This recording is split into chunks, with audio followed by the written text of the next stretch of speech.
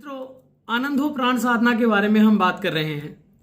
हम कम्युनिकेट कर रहे हैं कि कैसे अग्नि तत्व जो है वो प्रभाव रखता है अपना, है ना। और हम बात कर रहे हैं कि कैसे अग्नि तत्व के लोग आकर्षक होते हैं, बुरे होते हैं, अच्छे होते हैं, यानी उनकी पर्सनालिटीज क्या होती हैं। अभी तक तो हमने कॉन्शियस की ही बात की है, शारीरिक तल की बात की है, आगे सबकॉन्शियस और उन सब चीज़ों की भी बात करनी है। तो उसी कारण मैं अभी इस वीडियो में आपको जो कंटेंट है मेरा वो ये है कि किस प्रकार के रस अग्नि तत्व के लोगों में क्रिएट होते हैं। अब अग्नि तत्व अपने आप में समझने वाली बात है, उग्र है ना। हमने पहले बात की अनकंट्रोलेबल एनर्जी, अथॉरिटेटिव नेचर, गुस्सा कब बहस में बदल जाए, बहस कब फ्रस्ट्रेशन में बदल जाए, सब कुछ मेरे हिसाब से होना चाहिए, अभी चाहिए, इंस्टेंटली चाहिए। अब किस प्रकार के रस क्रिएट होते हैं और क्यों होते हैं, और जब वो रस क्रिएट होते हैं तो अग्नि से उसका संबंध क्या है, पॉजिटिव और नेगेटिव सेंसेस में अग्नि से उसका संबंध क्या है, आज हम इस वीडियो में उसके बारे में बात करेंगे। तो किस प्रकार के रस उनके अंदर क्रिएट होते हैं? 9 प्रकार के रस हैं। पहला है जो वीर रस। अब वो मैंने बोला हुआ है, आप पिछली वीडियो को देख लें, मैंने लिंक मैं उसमें डाल दूंगा डिस्क्रिप्शन बॉक्स में। तो किस प्रकार के रस क्रिएट होते हैं, अब उसमें से 9 रसों में से ये मैं एक लिस्ट भी आपको 9 रसों की जो है इसी वीडियो में प्रोवाइड कर देता हूं। उसमें से जो मुख्य रस अग्नि से संबंधित हैं, वैसे तो अग्नि से सभी रस संबंधित हैं। अब मैंने अग्नि के बारे में पहले बात की है कि भूताग्नि क्या है, धात्वाग्नि क्या है, फिर उसके बाद में आपकी जो है चित्ताग्नि क्या है, इसके बारे में अभी बात नहीं की है। जब हम तत्वों के बारे में साथ साथ बात कर रहे हैं तो सबकॉन्शियस कॉन्शियस की ऊर्जा को भी हमें जानना चाहिए, और कॉन्शियस में किस प्रकार के प्रभाव आपको मिलते हैं और क्यों मिलते हैं, उसके पीछे का कारण क्या है। जो कॉन्शियस में आप पर मेंटली प्रभाव आता है, आप कोई एक्शन करते हैं, आप कोई रिएक्शन देते हैं, तो किस प्रकार वो कारण क्या है उसका, तो उसके पीछे रस है ना। अब हर अग्नि जो है अपने अपने कार्य करती है, तो अग्नि जो है मुख्य है। अग्नि तत्व से वैसे तो सभी रस संबंधित हैं, यानी अगर हम हास्य रस की बात करें, ठीक है, तो हंस कौन सकता है, ये बात मैंने बहुत डिटेल में ह्रीम बीज मंत्र के बारे में बोली है, जब नाभि के बारे में बोला हूं, तो उसकी लिंक भी मैं, प्लेलिस्ट है पूरी, मैं डिस्क्रिप्शन बॉक्स में दे दूंगा, वो जरूर सुने। नवार्न मंत्र रहस्य नाम की प्लेलिस्ट है, वो जरूर सुने, उसका लिंक आपको डिस्क्रिप्शन में मिल जाएगा। अब हास्य रस है, हंस कौन सकता है, कौन हंस सकता है बताइए।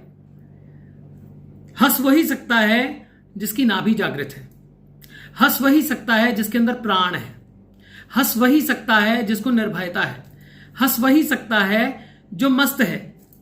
और इंसान इनसिक्योरिटीज से इतना भरा होता है तो क्या आप हंस पाते हैं? नहीं हंस पाते हैं। जब आप प्रेम में आ जाते हैं तो आप हंसते हैं, जब आप सबसे प्रेम करते हैं तो आप हंसते हैं, जब आपके अंदर सौंदर्य आता है तो आप हंसते भी हैं, श्रृंगार आता है तो हंसते भी हैं, और हंसी के कारण ही सौंदर्य आता है। तो पॉजिटिव और नेगेटिव रसों का आपस में बहुत संबंध है। ये बहुत डीप बात है, एक ही वीडियो में नहीं समझा पाऊंगा, परंतु किस प्रकार के रस जो हैं वो क्रिएट होते हैं वो हम बात कर लेते हैं। पहली बात, हास्य रस, श्रृंगार रस। अब किसी के अंदर श्रृंगार क्रिएट होता है, यदि उसके शरीर की अग्नि सही है, यानी वो एक्टिव है, ऊर्जा से भरा है, तो ही तो वो श्रृंगार करता है ना। तो श्रृंगार रस भी अग्नि से संबंधित है। फिर उसके बाद में आ जाता है शांता रस, है ना। तो सभी प्रकार की अग्नि अगर सम है हमारे अंदर, यानी समाग्नि है, यानी जो जठराग्नि है उसका पाठ है समाग्नि, हमारे सभी एनर्जी के सेंटर्स अलाइंड हैं, हास्य भी है हमारे अंदर, श्रृंगार भी है, और हम शांत होकर बैठ भी सकते हैं यदि अग्नि। अब अग्नि को हम ऐसे समझें कि हमने जो हविष्य हम अग्नि में डालते हैं तो अग्नि भड़कती है, और हम जल का छींटा देते हैं, जिसके अंदर वो पहले से ही रसों का जो कार्य होता है, अंदर जो चेंजेस आते हैं, जो बॉडी में चेंजेस आते हैं, माइंड में चेंजेस आते हैं, जिसके अंदर पहले से ही वो बैलेंस्ड है, वो समाग्नि है। तो अगर समाग्नि होगी तो श्रृंगार रस, हास्य रस, और उसके साथ में आपके अंदर क्या होगा?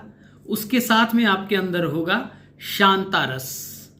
अब अगर नेगेटिव है, जैसे मैंने पहले बोला कि 60-70% लोगों की अग्नि बिगड़ी होती है पहले। आजकल तो वैसे भी लाइफस्टाइल है, बहुत सारी स्ट्रेस है, टेंशन है, फूड्स ऐसे हैं, तो बहुत सारी चीजें हैं।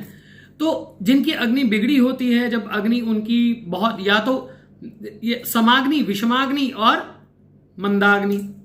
तो अगर मंदाग्नि है यानी शांत, जो अग्नि तत्व अच्छे से काम नहीं कर रहा और उनका मुख्य तत्व भी अग्नि है, तो उनके अंदर करुण रस क्रिएट होगा। अब करुण रस क्या है?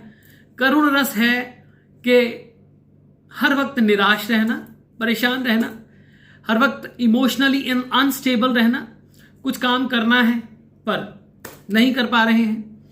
फिर उसके साथ में ही आता है भयात्मक रस। भयात्मक रस क्या है?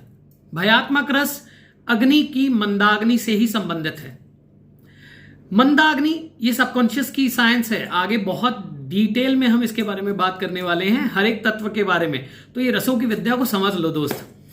तो मंदाग्नि जो है, जब मंदाग्नि है, अग्नि मंद है, तो भय भी आएगा, है ना?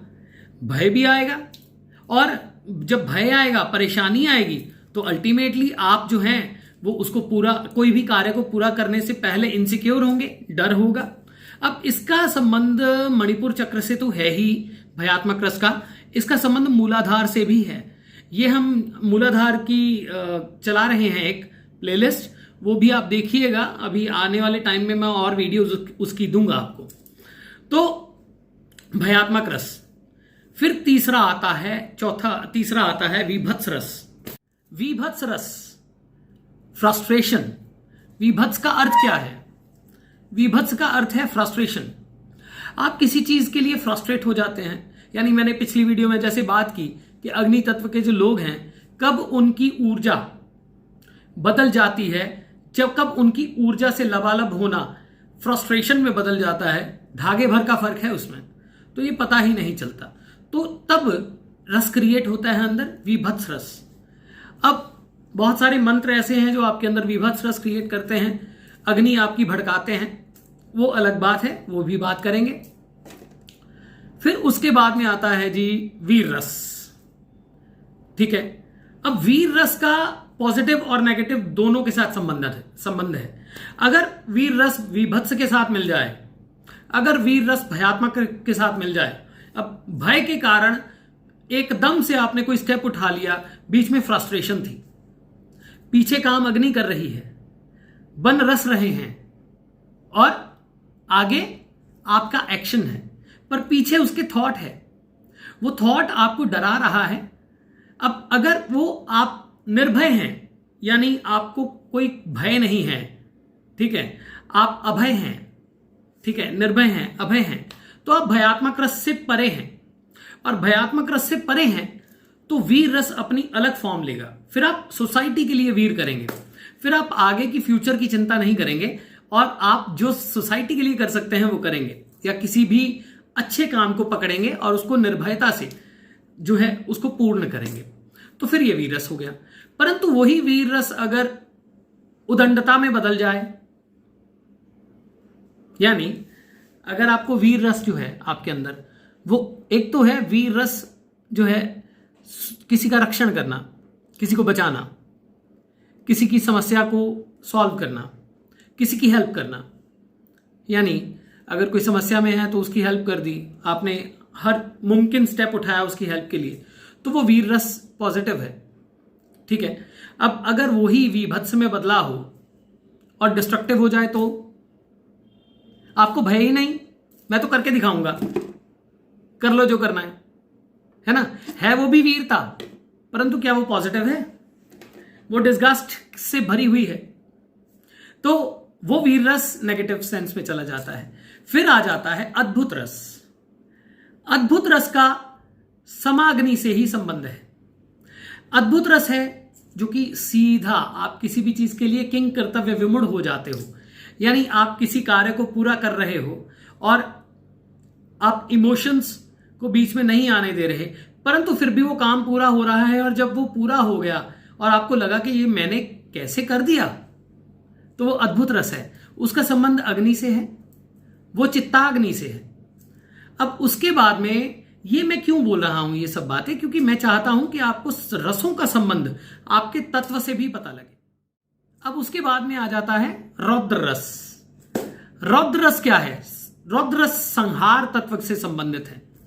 तो जो तूफान जैसी तेजी है, जो बिना किसी परवाह किए हुए कार्य को संपन्न करना है, वो उसके पीछे अग्नि तत्व वाले की जो अंदर क्रिएट होता है वो रौद्र रस होता है। अब रौद्र रस क्रिएट होना पॉजिटिव नेगेटिव दोनों सेंसेस में होता है, परंतु रौद्र रस सीधा संहार से संबंधित है। तो इसलिए मैं ये नहीं कहता कि ये पॉजिटिव है कि नेगेटिव है, ये सिचुएशन पर डिपेंड करता है।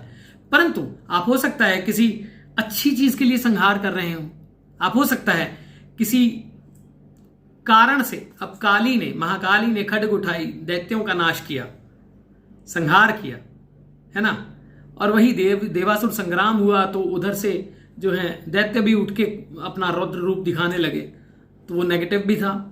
जीता कौन हारा कौन ये मैटर नहीं करता, परंतु रौद्र रस अग्नि के पीछे, ये जो अग्नि है, ठीक है, ये विषमाग्नि और तीक्ष्णाग्नि से संबंधित है। आप अग्नि तत्व वाले के अंदर अगर तीक्ष्णाग्नि, बहुत ज्यादा तीक्ष्णाग्नि होगी तो उसके अंदर विभत्स और रौद्र जरूर आएंगे, ठीक है। अब तीक्ष्णाग्नि क्या है, समाग्नि क्या है, विषमाग्नि क्या है, वीडियो देखिए, पीछे मैंने बोला है, ठीक है। अब उसके बाद में ये सभी रस जो हैं ये टाइम टू टाइम चेंज होते रहते हैं। यानी अगर इम्बैलेंस्ड तत्व है तो इम्बैलेंस्ड तत्व जरूरी तो नहीं हर वक्त इम्बैलेंस्ड होगा, कोई समय आएगा जब वो बैलेंस्ड भी होगा।